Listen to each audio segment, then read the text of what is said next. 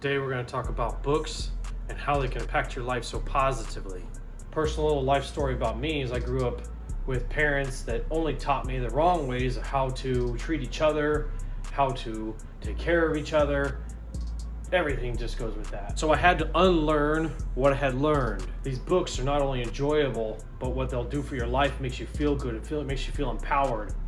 And about how they would teach me all of the aspects of how to treat a woman. Not only how to treat a woman, but how women think differently than men do. His Needs, Her Needs is a fantastic book off the top of my head about how she needs nurturing and love. He needs respect and compliments. You've got Atomic Habits about how to make those little consistent habits every day to make a big improvement over your life.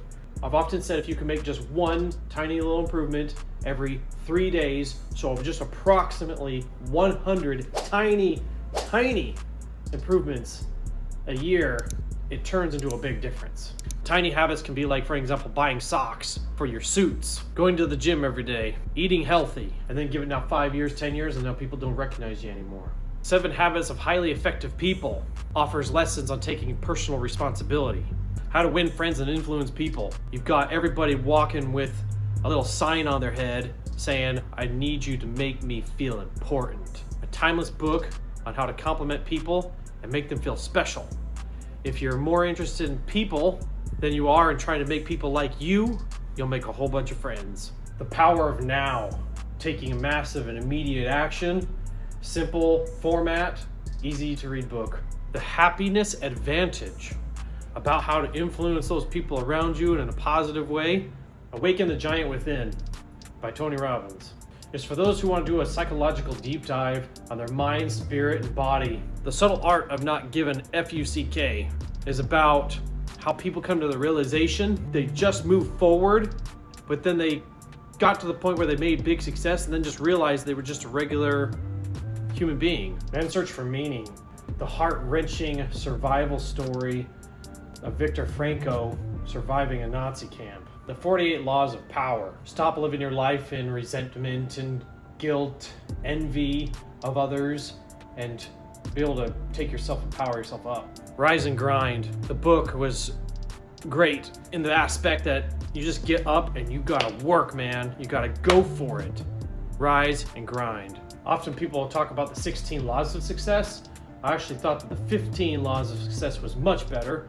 About half the size, and every other page seemed to be just some little famous quote, and then it just took out all the extra sound good stuff, and it included the chapter on action, like literally sleeping good, going to sleep at a good time, getting enough sleep, working out, what to eat healthy, take care of your body, what to physically do. The book on etiquette expresses itself, but this is something I think that all of us need to have, especially in high society. I talk about books today because books can undeniably transform your life. What you can do with this amazing opportunity in history that we have, you can know where you have weaknesses, whether it be on business, communication, relationships, doesn't matter what it is. You take that information, you know where you have weaknesses, you go buy like the 5 best rated books or whatever it is on that topic, and then they transform your life and you're like, wow, I'm another human being now. It is so powerful that if you can continue to keep reading books and keep feeding your mind with new information, new technology, there's always new stuff coming out. Artificial intelligence. Think and Grow Rich. I mean, it says it all of itself. Your thinking becomes your words, becomes your actions, becomes your habits, becomes your legacy. You got Rich Dad, Poor Dad. I love the aspect about how it was like, okay, I need to go make more money over here so then I can afford that I do want. You got emotional intelligence. In my experience, personally, guys are not aware of what's going on with like people's personal body language, for an example, and then just be able to have the communication style. And that was so impactful and huge for me to be able to become more aware of those. Just that, not even to improve it, but just be aware of it. Power versus Force. You got guilt and envy and so forth, and you got love up here. Such a powerful, amazing book. It gives you a real thought process, thinking, how am I doing things to be able to accomplish it? Like as a general, for example, or a business owner, am I using power or am I using force? And then how am I using it? The 5 love languages. You got touch, gifts, compliments, acts of service, quality time.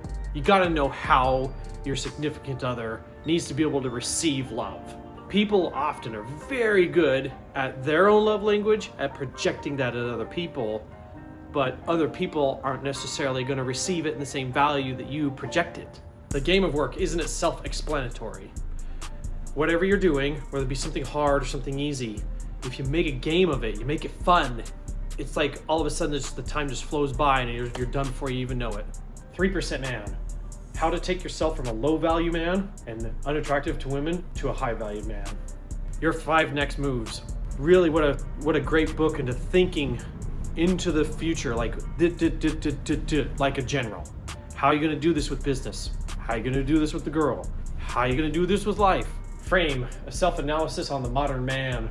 All about dress well, put on some cologne, shave your beard, brush your teeth, comb your hair, get a stylish haircut, take care of yourself.